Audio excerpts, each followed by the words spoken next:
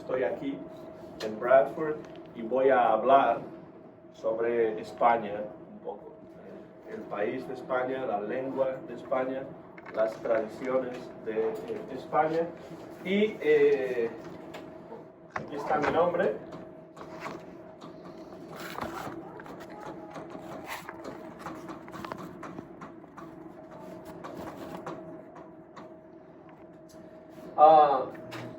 And yeah, I'm a professor at UT Martin. Been teaching at UT Martin since 2011. Before that, I taught a couple of years in Rhodes College in Memphis. And before that, I earned my PhD in Spanish and Spanish language and literature from Vanderbilt University in Nashville. So I've been in Tennessee for a long, long time. I call Tennessee my home, really. I became a U.S. citizen while living in Tennessee many years ago, and have been living in Tennessee really a lot longer than I lived in Spain now. And my wife is from Nashville. We have a daughter who's 10 and a half, and we live in Jackson. So I live in Jackson, but I teach at UT Martin.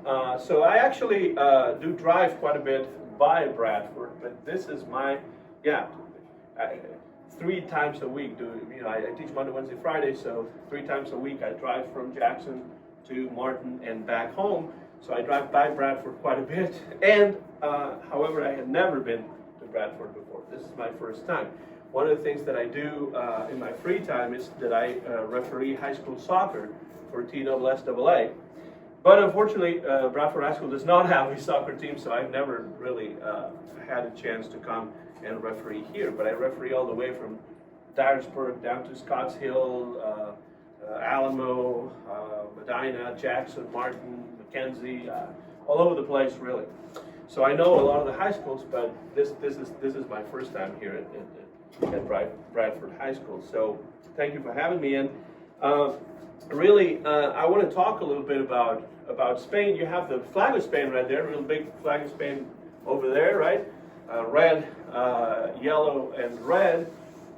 All those flags of countries where Spanish is spoken, and you can see really that Spanish is a really widely spoken language all over the world, and also in the United States. It's really growing a lot in the United States, and in all the more than 20 years that I lived in the U.S., I have seen in this area in Tennessee how much Spanish has grown.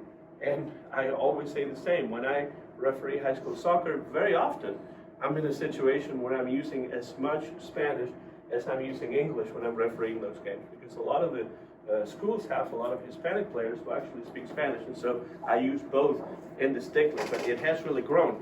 Spanish has grown a lot, and so has soccer, I must admit. Now, when you think of Spain, I don't know if any of you have ever been to Spain, but when you think of Spain, besides, of course, the last name of Miss Spain, your teacher, what do you think about when you think of Spain? Is there anything in particular that comes to mind? Barcelona, yeah. But Barcelona because of soccer or because of the city? Soccer, good. Yeah, soccer is important. And Barcelona, Football Club Barcelona is one of the best, most important teams in the world. So yeah, absolutely. So let me very quickly draw a map of Spain so that you can see more or less. This is Portugal. My drawing skills are terrible, as you can see, but I do my best. That's France right there. That's Portugal right there. Madrid would be in the center of Spain. Barcelona would be somewhere around here. So yeah, Barcelona is definitely, one of the biggest, most important cities in Spain. And I've been there many times. I have several good friends who live there. Muy bien. ¿Qué más? ¿Qué más? ¿Qué más cosas? ¿Sí? I think Spaniards. Yeah, I mean, there are about 49 million Spaniards in Spain. No, like the conquistadors. Oh, yes, absolutely, yeah. So Spain, for many centuries, had an empire, and of course, the conquistadores that traveled from Spain and settled in a big part of the Americas. Where many of them obviously are from Spain. And that is very interesting that you mentioned that, because if you think about it, in the United States, a lot of the states of the United States originally were part of that Spanish Empire. And for that reason, a lot of the names of the states come from Spanish. For example, Florida. Florida means flowery or full of flowers. Montana means mountain in Spanish. And there are many more examples. But even in Tennessee we have names of towns and places that come from Spanish. For example, Cordova. Córdoba in Spanish is a city in the south of Spain. That's one example of that. And there are many. In Missouri, there's New Madrid. They don't say Madrid, they say Madrid. But Madrid is the capital city of Spain. So, Bolivar, for example, in Tennessee, that's a Spanish last name, Oliva. Okay?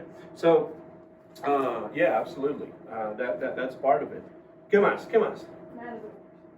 That's right, and that's one interesting thing, because when we think of that, we think of bullfighting and matadors and bullfighters and all that, and we tend to think that that is popular all over Spain, but it's not true.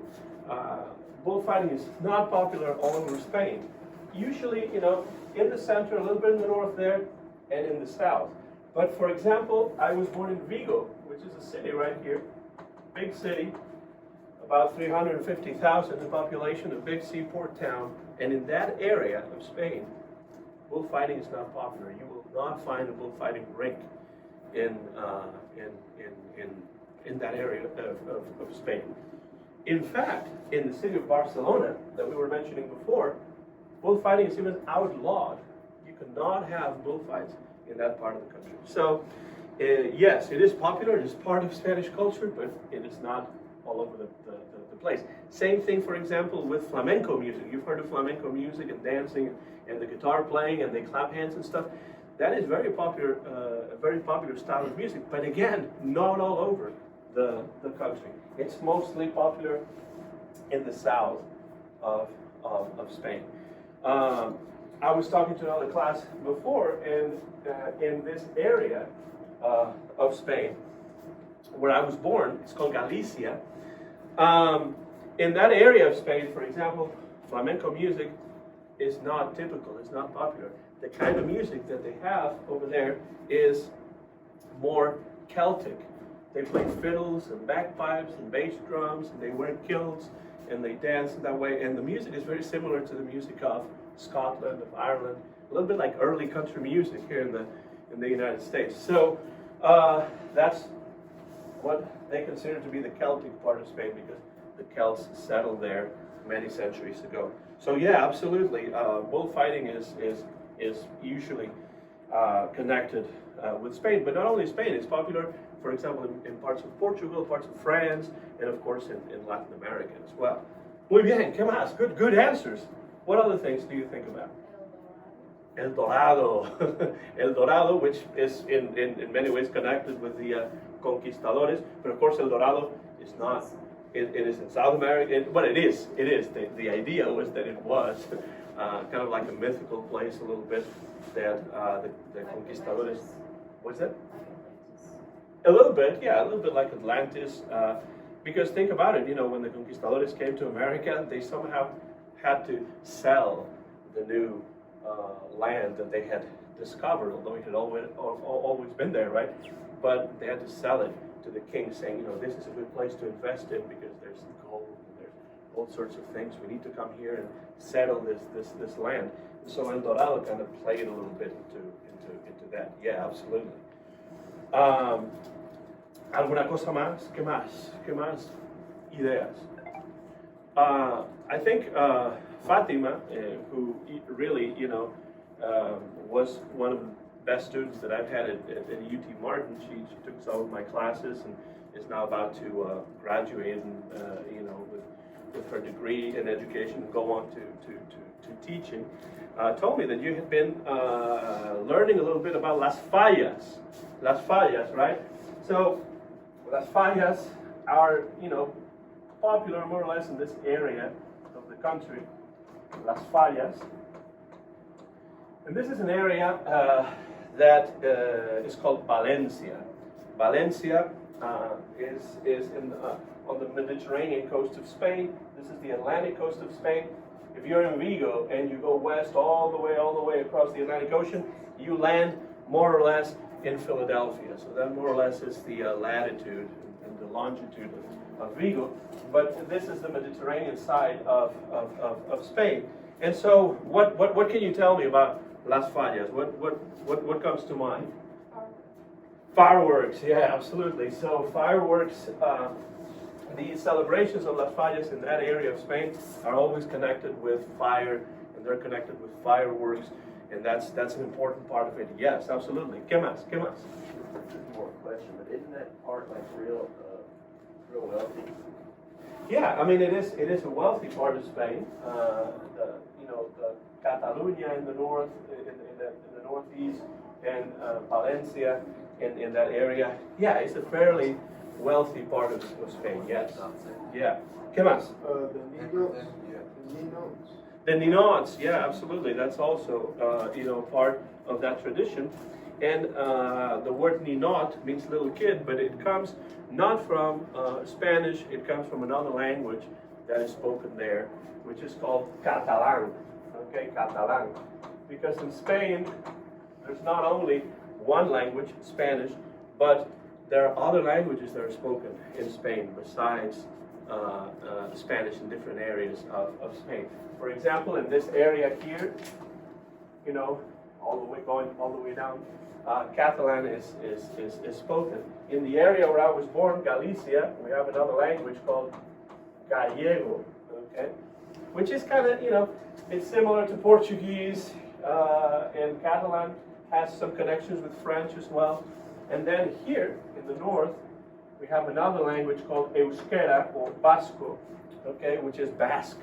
And that's a completely different language. It's not similar to Spanish in any way. I'll give you some examples later. But yeah, los ninots are part of this celebration. What else? What else comes to mind when you think about Las Fallas? The fancy dresses. They do what? The traditional dresses. That's right, the traditional dresses. So the dresses, think about this. Spain is a very small country. 49 million people live there just about. But in size, it's about half the size of the state of Texas. So you take one Texas and you can fit two Spains in there, pretty much. I remember driving through Texas, it looks like you can never get out. Well, that's because it's the size of two Spains. So Spain is half of Texas. But even so, in the north, in the south, in the east, and in the west, the traditions are very different. And so, as part of the tradition of Las Fallas, you have all those elaborate dresses that women wear, some of them that men wear, and of course, that's just something that they wear for those specific celebrations. When I said, for example, that in the Northwest, people wear kilts, I didn't mean to work, I didn't mean to school, just when they have some, traditional festival like that, that's when they do it. So in Las Fallas, it's the same thing. It's about the flashiness of the dresses, how elaborate they are, things like that. Muy bien. ¿Qué más? ¿Qué más? Something very important. Sí. Burning? Yes, burning. So in that area, right, you have those, those traditions that have to do with fire. Fireworks, then they set fire to things. And, it's part of the tradition. And think about it. People are putting a lot of time, they're putting a lot of effort, they're spending a lot of money to make these sculptures. And of course, they don't make them in bronze, they don't make them in granite. They make them, out of cardboard and things that are flammable so they can actually set fire to them, right? But they're putting a lot of effort, they're putting a lot of time and money.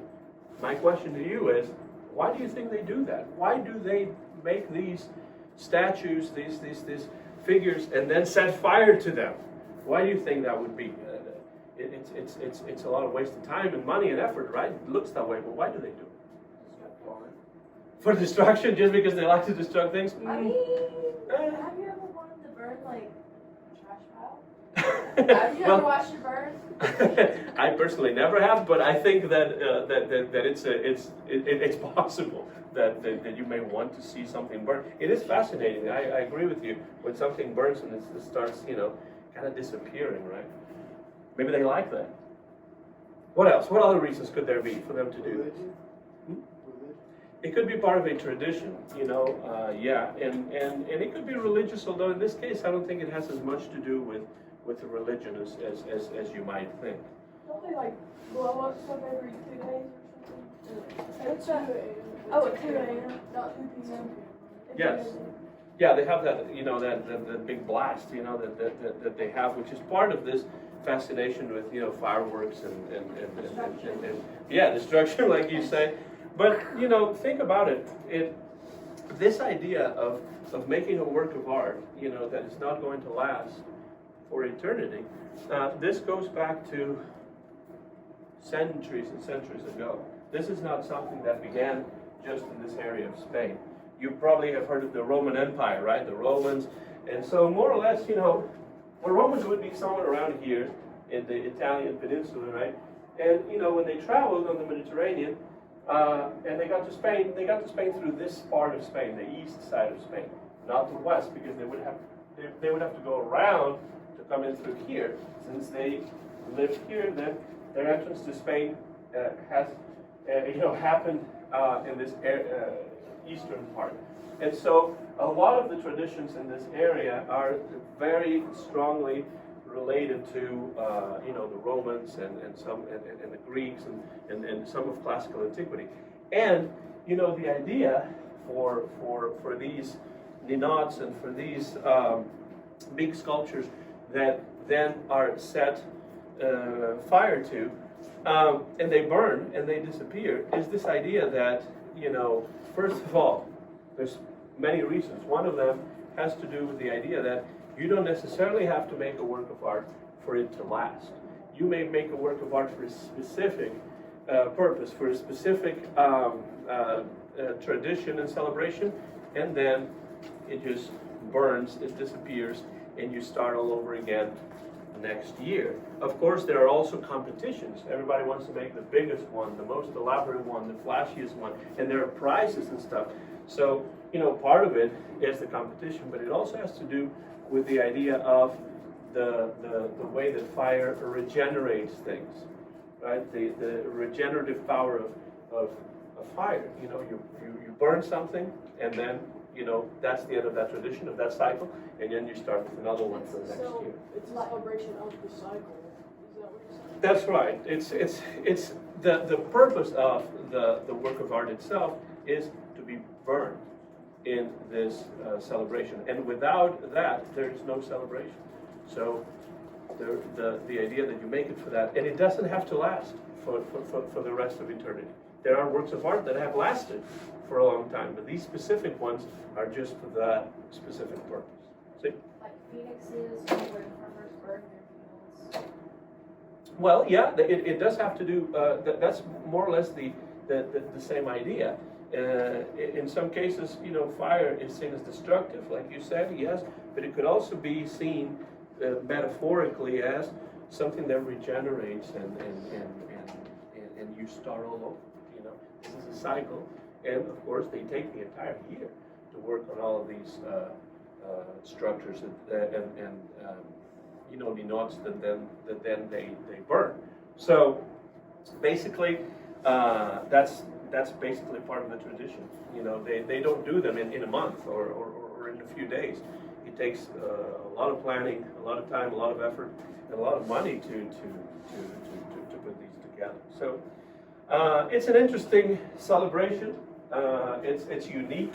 People from all over the world go there, not just from Spain, but from all over Europe, from all over the world, go to Las Fallas. I personally have never been, because when I lived in Spain, I visited that part of the country, but I tried to not make it coincide with this, because then there's huge crowds, huge numbers of people that go just for this, and I try to stay away from that kind of crowd. I have seen it on TV though, because of course the big day when they burn everything is broadcast on TV, and it's pretty impressive on TV. So I can only imagine how impressive it would be in person. I was telling you before that there are, besides Spanish, other languages that are spoken in Spain. And it's interesting as well, because again, Spain is half the size of Texas, and in a country as small as that, there's a lot of diversity in cuisine, diversity in traditions, but also diversity in languages. So, for example, I was born in this area, where Spanish is spoken, because Spanish is spoken all over Spain. But as a kid, I also learned Gallego. And Gallego is a language that is, in many ways, similar to Spanish. If you are fluent in Spanish, and I speak in Gallego slowly, you would be able to understand, a big percentage of it. So, for example, to give you an example of how the different languages sound, how do you say in Spanish, good morning? Buenos días, muy bien. Okay, so that would be the Spanish phrase, buenos días, right? And I'm going to write it up here, buenos días, right? Now, en Gallego, okay, in order to say good morning, in order to say buenos días, en Gallego, Galician, you say vos días, okay? So, buenos días, vos días is not that different, right? So you can more or less understand what it means. Let's try it. Vos días. Muy bien, muy bien. Now, that's in Gallego, right? Now in Catalan, okay, people would say bon dia, okay? So bon dia, again, is more or less similar. Let's try it. Bon dia. Muy bien. That sounded really good. So, you see that if you know Spanish, you can hear these two things, vos días, bon dia, and you more or less would understand it. It's not that difficult. But when it comes to Basque, then the word for buenos días in Basque would be, atención, egunon. Okay, so as you can see, it's a completely different language. It is not similar to Spanish, because Spanish, Gallego, Catalan, French, Italian, all of those languages come from Latin originally. But Basque does not come from Latin. Okay? In fact, it's not totally clear where it comes from. But let's try it. Egunon. Completely different word. So if I were to live in the Basque country, of course I could speak Spanish, because people over there speak Spanish without a problem. But if I wanted to learn Basque, then I probably would have to take classes. Whereas, if I go to Catalonia, in this area where they speak Catalan, just by living there and being in touch with people who speak it, I think I would be able to learn it, fairly easily. So as you can see, there's a big cultural diversity in Spain. But this happens in the United States as well, because of course everyone in the United States speaks English. But there are parts of the United States where all the languages are spoken. If you go to Louisiana, for example, there are people who speak French there.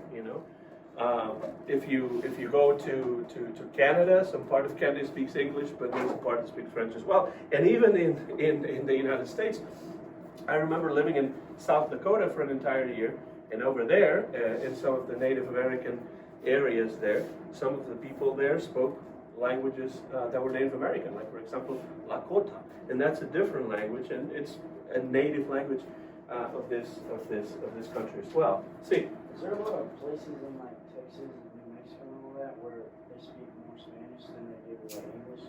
absolutely. I traveled to San Antonio, Texas, a few years ago for a conference there, and there were places where you could hear Spanish all over the place. The food, of course, is very, very much a Mexican influence, what they call Tex-Mex, right? But then there were places where you would go and you would see that the signs were written in Spanish first and then in English underneath, which tells you that there are a lot of Spanish speakers there. But it makes a lot of sense with the proximity to Mexico. It's very close to Mexico. Now, in Florida, for example, same thing. I went to West Palm Beach a few years ago when a good friend of mine got married there, and it's amazing the amount of Spanish that you could actually hear over there in Miami and in those areas. So there are parts of this country where Spanish is widely spoken, which does not mean that the people who are born in the United States, to many of these immigrant parents, will not speak English, because they all do. Think, for example, of my own daughter. My own daughter, her name is Libby. She's 10 and a half. She lives in Jackson, and I do my best to speak Spanish with her at home so that she could learn the language, because English she learns by default in school, movies, TV, music, her friends, everywhere, the input is English. So if I want her to learn Spanish as well, and I do, because when we travel to Spain, it is very helpful. And when you're young, that's the best moment to learn a language, really. Not the only, but the easiest and the best.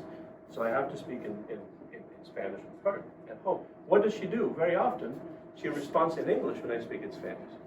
But the answer is correct, that we can carry on a conversation. When she goes to Spain with me and she realizes, and she's been there many times, she realizes that her grandparents, for example, don't speak English, then she uses her Spanish naturally. So it's not important that the kid actually responds in Spanish, but that she understands the language and is able to follow the conversation and speak to you, right? So yeah, there are parts of this country where Spanish is spoken, and I think it has been obviously the fastest growing language. And of course, you know, when you think of the applications of this for your daily lives, let's say, for example, that you want to go into, I don't know if I said this already, but if you want to go into law enforcement, if you want to work in agriculture, which is a very, typical thing to do in this area, if you want to go into the medical profession, learning Spanish is going to be helpful because you're going to be able to use it with some of your clients and teaching like I do, or like Mrs. Spade, or like Fátima does. That's not the only thing. Teaching is not the only thing you can do with a Spanish degree. You could be a translator. You could work for companies that need that kind of communication with Spanish speakers and Spanish clients. So I feel like I've spoken a lot, so let me give you a chance to ask any questions that you might want to ask of me, about UTM, about me, about my experience in the U.S. So yeah. I understand that y'all go to Spain. Y'all go a lot.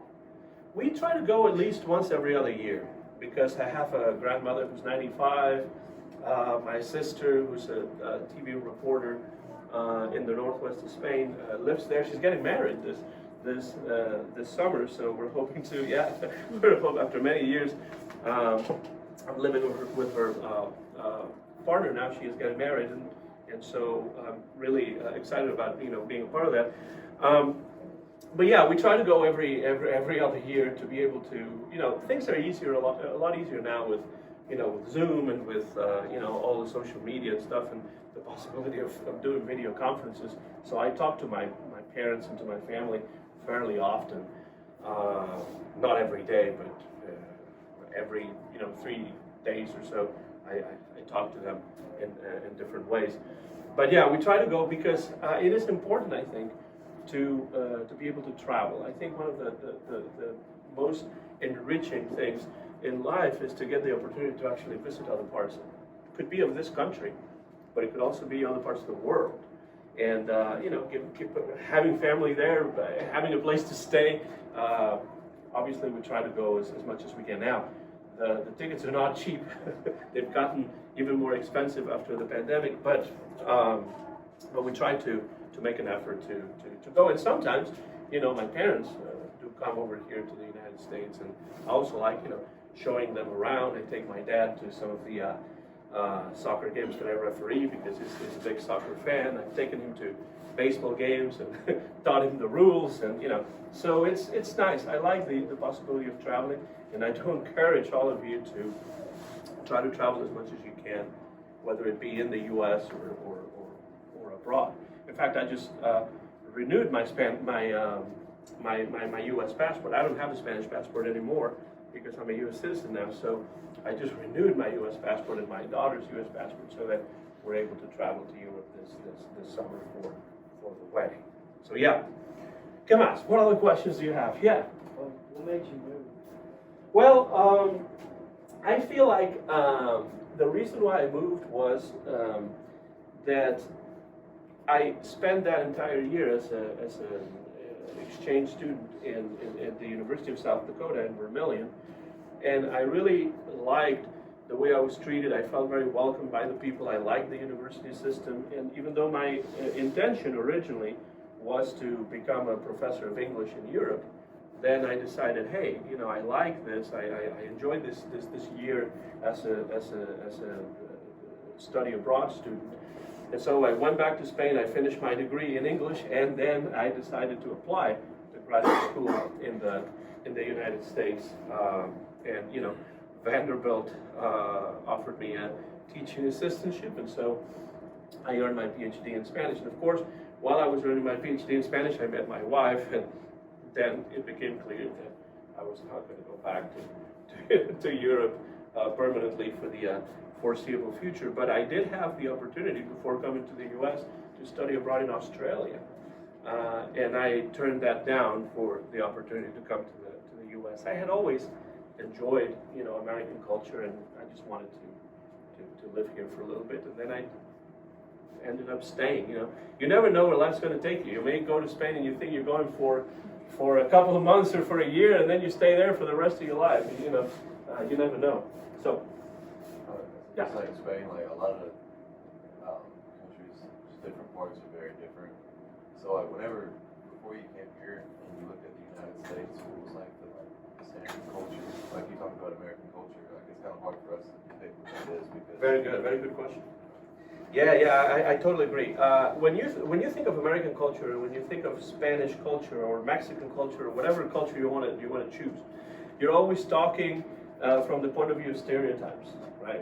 What is America, or what is American culture? You're right. How can we define it? For somebody in New York, is different from somebody in the South, or somebody in California, or somebody in Washington State. You know. I knew about America what America broadcasts about itself. I knew the music, I knew the movies. I was interested in the history of the United States because I studied it in college when I was an English major. And I had always this interest in just coming to the United States to actually live in the U.S. for a little bit and see what that culture really was like. For example, I was a big fan of, I'm a big fan of jazz, you know, but of course, jazz is not listened to as much anymore. You know, in the 40s and the 30s, yes. I liked old country music, you know, Johnny Cash, Hank Williams, Patsy Cline, all those old singers. Of course, they're not as prominent anymore. Now we're talking about other kind of music.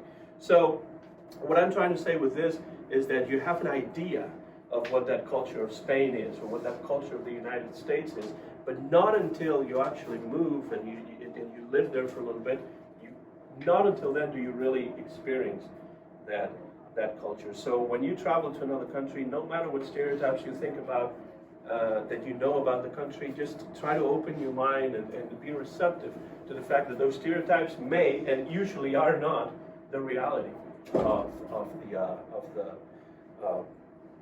that country. One example that's not very hard to understand. When you think of the food, and you think that maybe the food in Spain is similar to the food in Mexico, you go to Spain and you realize it has nothing to do. So that stereotype about Spain, the Mexican food is the food of all the Spanish-speaking countries. If you go to Argentina, you'll see it's not true. If you go to Spain, you'll see it's not true. But you have to be there. You have to, make the effort. And a lot of people in Spain and in Europe think of the United States as a country that's full of huge cities with huge skyscrapers. And when I was in South Dakota, I was in a really small town that was smaller than Martin. That's where the university was. And my friends would ask me, where are the skyscrapers? No pictures of those big buildings. And I'm like, a lot of America is a lot more rural than you think it is. But the stereotype of America is urban, and it's huge buildings, and the Statue of Liberty and all that. You're not going to find that in Vermilion, South Dakota. You're not going to find that in Bradford, Tennessee. It's not worse for that. It's just different. It's just doesn't conform to that stereotype. The food, a lot of my friends in Spain, my parents even thought that the food in America was terrible. That Americans only ate fast food and hamburgers and fries and huge gallons of Coke. Not true. When my parents came to my wedding in Nashville at the Country Music Hall of Fame, that's where we got married, I made it a point to show them that American food was different from what they thought it was. And we took them to good restaurants, and they saw that there was variety in the offers, and they loved the food in the United States, and they went back to Europe and told their friends and the people they knew, we ate great in the United States. Same thing about England. People tend to think that the food in England is bad. Not true. I've been to England a few times, and the food in England is just as good as anywhere else. So do not fall for the stereotype about any place, because you go there and you see that it's not true. So you need to go there. So, Miss Faulkner mentioned this Tuesday, I think, that you know about languages. How do you do that? well, see, it's interesting because I have always been interested in languages. There are people who are interested in literature, people who are interested in sports, people who are really good with their hands, and they're good mechanics. They do things with their hands. My interest has always been in languages and learning languages. So I began as a kid. Of course, I learned Spanish and Gallego, which are two different languages. But then, because of the proximity with Portugal, and I traveled a lot with my parents, and Vigo is as close to Portugal as Bradford is to Kentucky. So, I could drive over the border, and I was in a different country with a different language, with a different currency even back then, because that was before the euro. So, traveling in the north of Portugal with friends there and spending time there, I learned Portuguese, which, it's not really very different from Gallego. That helped. And then in school, I learned English. I took 10 years of French, and I learned German in college. So I guess that makes it, 5, 6? Are you fluent in all of them? Yeah. Well, German is the one that I speak the slowest, and that I'm, I guess, the least fluent. But languages are like anything else. You have to practice them, and if you don't have the chance, they start getting rusty, and you forget. So, for example, what do I do now? Can I speak French in West and Northwest Tennessee? Not many options, right?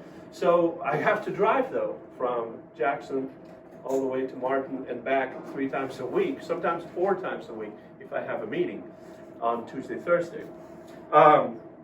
What do I do? Well, on Sirius XM radio, I listen to the French-Canadian radio station as I'm driving.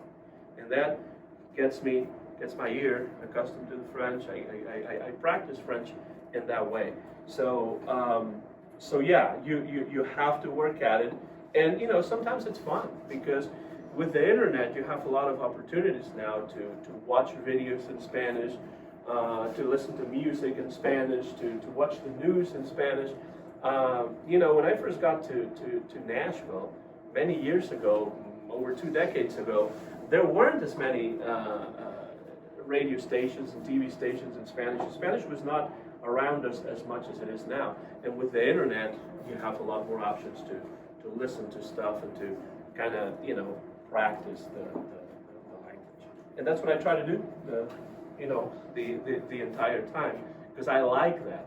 So if you like something and you pursue it, you get better at it, almost without realizing. I remember learning French. There was a school still there in Vigo, in my hometown. It was called the Alliance Française, the French Alliance, and it was a school from the French government to teach French to people abroad. And I signed up for that, and I went to that school for 10 years. And I began learning French, and then at some point, I heard a TV broadcast in French, and I realized that I could understand what the person was saying. And that is really an eye-opening thing. If you work at a language, you're going to be able to actually not only speak it, but you're going to be able to communicate with people, and that's the main thing. And that's why I told to the other classes that I spoke to before, it is not so important to be absolutely perfect and make no mistakes when you speak a foreign language, because I've been speaking English for a long, long time, and I still make mistakes. And my wife still laughs at me sometimes with some words that I said. I was reading this book by John Steinbeck, The Grapes of Wrath, and I said the grapes of wrath, because that's the British way of saying it. And my wife just burst out laughing, and I'm like, what did I say? You can be sure I'm never going to say wrath ever again, because now I know that that's not the way to say it. And what I'm trying to say is that I think that when you're learning a language, it's not as important to be 100% perfect as it is to be communicative and to put your point across and to be able to communicate with the people that you're talking to. And that's why I always tell my students at UT Martin, I say, If you go to a Mexican restaurant, try to order in Spanish.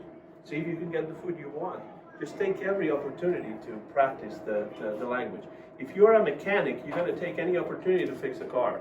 Same thing with the language. You have to work at it. If you are a baseball pitcher, you're gonna train, and you're gonna be pitching over and over and over again until the knuckleball works out, right? Same thing with the language. Just that's the way it works. See, You know, like how your first language you speak, your brain like translates it naturally. Whenever you get to like your fourth and fifth language, do you have to think about the word and then think about what it means? that's a very, very good question. I think that every new language that you learn is easier to learn because of the previous languages that you already know, because you have a point of comparison. And so, when you're learning a new language, for example, German, if I'm learning German, I can think, for example, of the connections that German has with English. For example, the word in German for chair is Stuhl. Stuhl. Think that in English we have the word stool, right, for something to sit on. So those connections are there, and the more languages that you learn, the more those connections are going to be there. To such an extent, and I was asked this just yesterday by a colleague at the university. What language do I think in? Do I think in English? Do I think in Spanish? After more than 20 years of living in the U.S., I think in English. Yeah. Not when I lived in Spain, not 25 years ago, but now after all these years of being here, settled here, using English 90% of the day, I think in English. I don't have to think about what I'm saying right now. To such an extent that the question was not just what language do you think in, but what language are your dreams in?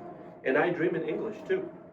Now, after all these years. So my parents, who do not speak a word of English, my grandmother, who doesn't speak a word of English, in my dreams, they speak English. But that's because I've been in the U.S. for a long, long time. And if you did the same thing and you moved to Spain and you married somebody from Spain and you lived there for 20, 30 years, I bet it would happen to you. Because it's just natural. If you're using a language that more than others, that's the one that's going to take precedence. You could ever forget Spanish? I don't think you're going to forget it because it's your first language. When you learn another language, for example, German for me, I took it a long time ago, so now I'm kind of rusty. And I have to think about it if I have to speak German. But Spanish is never going to be forgotten, and in your cases, English would never be forgotten because that's your first language. Even if you began dreaming in Japanese because you moved to Tokyo for 30 years, you would never forget your own language. My wife took French in college because she never thought she'd meet somebody from Spain that she would marry. But coming with me to Spain as many times as she did, she always made it a point to want to learn Spanish because she didn't want to feel dumb. My parents don't speak English. My sister speaks some English, but my grandmother doesn't. A lot of my friends over there don't speak English. And so, she felt dumb. She didn't want to feel that way. She didn't want to have me translate everything and hover over. So at first I was her translator, but very quickly she caught on and she began learning the language, and now she speaks Spanish really well. She's very fluent in Spanish, and so at home we just move between the two. Sometimes English, sometimes Spanish, Spanglish kind of. Yeah, sometimes you mix the two of them, but that's not a bad thing because that shows you that you have a certain fluency in both languages. Sometimes people say Spanglish is terrible. No, Spanglish is important. Because Spanglish shows that you can speak both languages almost at an equal level. Whereas, if I can't remember how to say the word global, I can say balloon, and you will understand because you know both languages. That's what Spanglish is, just a mixture of both languages. See? What was the biggest, culture shock or difference from Spain?